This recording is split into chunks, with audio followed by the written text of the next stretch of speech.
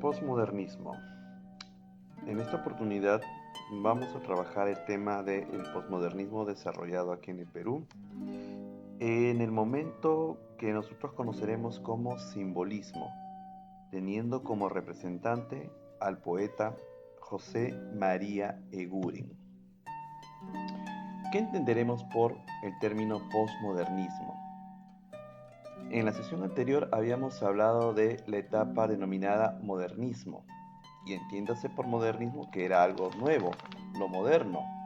El término post significa posterior, es decir, después del modernismo.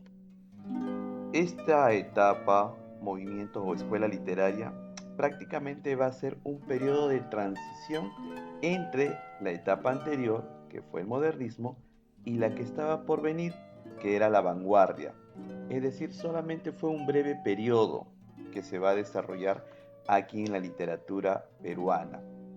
En este breve periodo o etapa se van a desarrollar dos momentos. Uno, denominado simbolismo, llevado al campo de la poesía, y no cualquier tipo de poesía, sino una poesía considerada pura, llevada de la mano del poeta José María Eguren. Y en cuanto a la narrativa, se va a desarrollar un tipo de literatura considerada nativista con Abraham Valdelomar, ya que Valdelomar va a tocar temas provincianos por primera vez dentro de lo que es la narrativa en el Perú. Las características de esta etapa o movimiento. Retorno a la realidad inmediata, es decir, que en el campo de la narrativa lo que se hace es presentarnos todo aquello que estaba sucediendo alrededor del poeta. A pesar de que Valdelomar va a tener cuentos de carácter fantástico, la mayoría de sus historias son de carácter realista, porque estaba en cierta manera contando hechos que a él le habían sucedido, hechos que él conocía, hechos de su entorno. Por lo tanto, había un interés por las cosas cotidianas y sencillas de la vida. Y en el campo de la poesía se cultiva una poesía de carácter intimista. Es decir, es como si el poeta se sentara a tu lado y te contara parte de su vida, de sus vivencias, de su intimidad con un tono confidencial. Es decir, te la contaba a ti por considerarte alguien muy especial, pero tenías que guardarle el secreto. A eso se le llama confidencialidad. Y sobre todo, Eguren utilizó el simbolismo, es decir, representar una cosa por otra. Entonces, el posmodernismo se va a desarrollar en dos momentos. La primera de ellas, el campo de la poesía, donde vamos a ver un simbolismo, y en la etapa de la narrativa, que es una narrativa nativista o criolla. En esta sesión centraremos en la primera parte del posmodernismo. Vamos a trabajar entonces el simbolismo peruano. Ya en Europa se estaba desarrollando mucho este movimiento. El simbolismo nace en el país de Francia de la mano de un grupo de poetas denominados poetas malditos, como Baudelaire, Verlaine, Mallarmé y Rimbaud. La característica principal de este simbolismo es un acercamiento al campo de la música y la pintura. Al campo de la música porque sus poemas tienen bastante melodía, tienen mucho ritmo y rima. Y en el caso de la pintura porque utilizan mucho los colores para describir, para describir sus poemas. El poeta Verlaine dijo que su poesía era del matiz y no propiamente del color. Es decir, el matiz viene a ser una degradación de un color. En el Perú, el más claro representante del simbolismo fue el poeta José María Eguren, quien va a tener una poesía llena de color y sutileza. Entonces, a continuación, vamos a ver datos biográficos y creaciones de este gran poeta peruano perteneciente al siglo XX.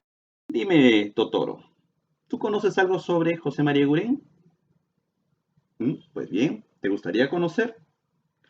Pues bien, Totoro, acompáñanos entonces a conocer más sobre este gran poeta, conocido también como el poeta niño. Veamos entonces. José María Eguren es un poeta peruano que nace en Lima en el año de 1874. Él va a pasar su infancia en una hacienda familiar que tenían en el distrito de Pro. ¿Mm? Va a vivir allí debido también a que él tuvo bastantes complicaciones respecto a su salud. Fue un niño muy enfermizo. Así que el aire del campo le va a sentar muy bien. Y no solo eso, sino que por aquella época nos encontrábamos en conflicto con Chile, en la famosa Guerra del Pacífico. Así que mientras pasaba todos estos problemas, la familia va a estar viviendo allí. Cuando ya José María Eguren alcanza, pues, digamos, una parte de ella su adolescencia, se van a mudar al distrito de Barranco, donde va a vivir prácticamente el resto de su vida. Es aquí en este ambiente barranquino donde él va a desarrollar ese gusto por la poesía, el estar cerca al mar, el paisaje de Barranco, que era un paisaje prácticamente campestre también en aquella época. Él tuvo una vida bastante apacible, es decir, una vida tranquila, a pesar de que hubo carencias económicas en la familia. Esto hace referencia a que faltó dinero, pero él, debido al carácter bastante introvertido, era un hombre muy sencillo y bastante sensible, no le afectó en mucho. Sus padres fallecen y él se queda prácticamente a vivir con sus hermanos ahí en su casa en Barranco. Aparte de ser un poeta, José María Eguren se va a caracterizar, no, o mejor dicho, se va a desempeñar, va a trabajar, va a desarrollar otro tipo de artes, como por ejemplo la pintura, va a ser un gran acuarelista, se va a entretener ahí pintando con acuarelas todos los paisajes que él veía, y también va a ser un gran fotógrafo, tanto así que él va a diseñar una cámara muy pequeña con la cual él va a tomar muchas fotos a sus amistades y a paisajes durante los recorridos que él hacía. Él vivía en Barranco y su centro de trabajo estaba en el centro de Lima. Así que él lo que hacía era caminar desde Barranco por toda la avenida Arequipa para llegar hasta el lugar donde trabajaba y en el camino pues tomaba diferentes tipos de fotos. Era su pasatiempo. Aparte también se dedicó a la docencia, ¿no? Es decir, fue profesor. Ya en sus últimos años de vida, debido a la distancia entre su trabajo, él va a mudarse al centro de Lima. Su familia va a obtener una casita cerca de la Plaza San Martín, donde él finalmente va a fallecer en el año de 1942. La obra de José María Eguren va a aparecer en muchas revistas. Él, debido digamos, el carácter introvertido que tenía, es decir, no era muy sociable, era bastante tímido, va a estar rodeado de muchos escritores quienes los van a impulsar para que él lo que haga es publicar sus poemas en diferentes revistas de la época. Se conoció con Abraham Valdelomar, ¿sí? El autor del Caballero Carmelo, quien lo va a motivar para que presente muchos de sus trabajos en una revista que Valdelomar manejaba, que era la revista Colónida. Va a ser también amigo de otros poetas más que van a recibir su influencia, como lo fue Martín Adán. Pues bien, José María Eguren va a tener las siguientes características dentro de su poesía. Su poesía está llena de musicalidad y concisión, es decir, aplica bastante lo que es el ritmo poético. Recuerden ustedes cuando trabajamos el verso y sus elementos, pues bien, él trabaja mucho lo que es la música interna, el uso de los acentos y las rimas dentro de su poesía. Y la concisión hace referencia a la brevedad, es decir, no extiende mucho, economiza las palabras. Los personajes que él va a utilizar son personajes medievales, es decir, personajes de la Edad Media, por ejemplo, caballeros, y también personajes de cuentos de hadas. O sea que si tú eras un personaje de cuento de hadas, hubieras aparecido allí también. Ah, y también entidades mitológicas, ya sabemos por mitológicas, aquellos seres pues de apariencia fantástica. La descripción que él hace en muchos de sus poemas son mundos de ensueño, ya que van a reflejar mucho los sueños infantiles que él tenía. Por eso es que va a ser conocido pues como el poeta niño. Y sobre todo, El lenguaje que utiliza es un lenguaje figurado. ¿Recuerdan cuando trabajamos el tema de figuras literarias? Pues bien, él va a disfrazar el lenguaje para presentarnos, ¿no?, mediante el uso de imágenes, a los verdaderos personajes del cual él nos quería dar a conocer. Por eso es que José María Eguren va a ser considerado el creador del simbolismo aquí en el Perú. ¿Ya? Simbolismo porque él utilizaba símbolos. ¿Ya? ¿Y qué era un símbolo? Recuerden ustedes pues que un símbolo era la representación de una idea, representación de algo. Él jugaba mucho con el lenguaje. Por eso es que él va a ser considerado como el iniciador de la poesía contemporánea aquí en el Perú. Y contemporánea significa actual. Recuerden ustedes que en poesía se van a dividir dentro de lo que es la literatura peruana en dos grupos. Una poesía denominada poesía pura, donde se deja de lado todas las ideologías, la religión, de repente aspectos amorosos, se deja todo de lado únicamente para trabajar una poesía pura, una poesía de ensueño. Y está la poesía de carácter social que aparecerá después con César Vallejo, quien también fue conocido de Eguren. Entonces ahí como que todo el mundo se juntó. Era una época donde se encontraban muchos poetas y se reunían y conversaban. Y Eguren estaba ahí, a pesar, como repito, del carácter introvertido, él disfrutaba mucho de esas reuniones. Las obras de Eguren van a salir publicadas en los siguientes libros. Su obra de poesía titulada Simbólicas, otra obra poética llamada La canción de las figuras, donde va a destacar un poema titulado La niña de la lámpara azul. Luego también tiene otro poemario titulado Sombras y finalmente Rondinelas. Después de muchos años, como que la imagen de Eguren se quedó de lado. ¿Por qué? Porque hicieron su aparición nuevos poetas, pero a pesar de eso se le hicieron muchos reconocimientos. Y ya al final de su vida es que se le da pues un cargo más dentro de lo que sería más adelante el Ministerio de Educación, pero ya fue muy tarde porque él ya estaba demasiado enfermo, y después de haber recibido ese cargo, él fallece un año después. Muere en Lima en el año pues de 1942. Ustedes tienen ahí una pintura de José María Eguren. Como ven, ese look, todo con el cabello desordenado, los bigotitos, la corbata, bastante elegante, y siempre con esa cara como que una cara de ensoñación, como si estuviera siempre pensando en algo. En la figura de abajo encuentran ustedes la casa donde él vivió en Barranco. Pasamos ahora a las obras de José María Eguren. Digamos que voy a ponerles dos composiciones de dos de sus poemas que se encuentran dentro de estos libros de carácter poético. Veamos entonces aquí. Tenemos, pues bien, este es uno de sus poemas más conocidos. El poema se llama La niña de la lámpara azul, poema que aparece en el poemario denominado o llamado La canción de las figuras. El poema dice así: en el pasadizo nebuloso, cual mágico sueño de Estambul, su perfil presenta destelloso la niña de la lámpara azul. Ágil y risueña se insinúa, y su llama seductora brilla. Tiembla en su cabello la garúa de la playa de la maravilla. Con voz infantil y melodiosa, en fresco aroma de abedul, habla de una vida milagrosa, la niña de la lámpara azul.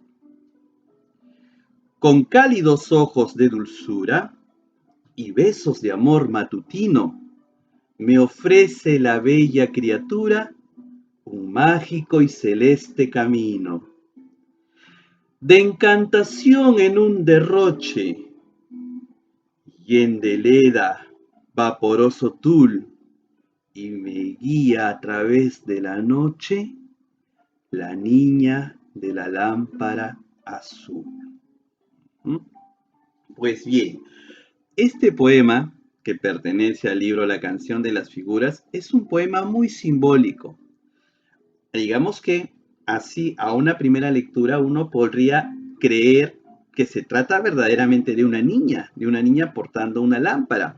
Pero recuerden algo, las figuras literarias lo que hacen es disfrazar, ¿cierto? Aquí abundan el uso de las metáforas. Recuerden que las metáforas lo que hacen es reemplazar una idea, representar imágenes. Características que vemos de la poesía de Guren aquí, la musicalidad. ¿Mm? Escuchen, ¿no? En el pasadizo nebuloso, cual mágico sueño de Estambul, su perfil presenta destelloso la niña de la lámpara azul. Tenemos ahí musicalidad, ritmos en los acentos, las terminaciones, nebuloso, que rima con destelloso, Estambul, que rima con azul. ¿Qué figura literaria era esa? ¿Recuerdan? Aliteración, ¿cierto? La coincidencia de sonidos finales. Vamos a encontrar aquí también varias figuras literarias, aparte de las metáforas, por ejemplo, el uso de la I. Recuerden que cuando se repetía siempre una conjunción, estábamos viendo que el poeta estaba utilizando la figura llamada polisíndeton.